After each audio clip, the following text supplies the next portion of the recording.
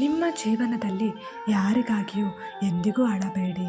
ಕಾರಣ ಯಾರು ನಿಮ್ಮವರೋ ಅವರೆಂದಿಗೂ ನಿಮ್ಮ ಕಣ್ಣಲ್ಲಿ ನೀರು ಬರಿಸುವುದಿಲ್ಲ. ನಿಮ್ಮ ಕೆಟ್ಟ ದಿನಗಳನ್ನು ಮೌನವಾಗಿಯೇ ಕಳೆದುಬಿಡಿ.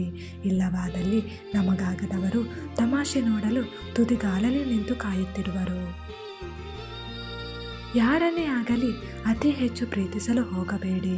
ಯಾಕೆಂದರೆ ಮುಂದೊಂದು ದಿನ ನಿಮಗೆ ಬದುಕಲು ಸಹ ಆಗದೇ ಇರುವಷ್ಟು ಆಳದಲ್ಲಿ ಹೋಗಿರುವಿರಿ. ಯಾವುದೇ ವಿಷಯವನ್ನಾಗಲಿ ಹೆಚ್ಚು ಯೋಚಿಸಲು ಹೋಗಬೇಡಿ.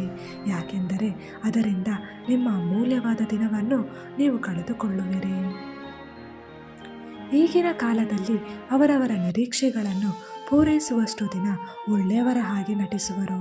ನಂತರ ಅವರ ನಿಜ ಸ್ವರೂಪವನ್ನು ತೋರಿಸಿಬಿಡುವರು.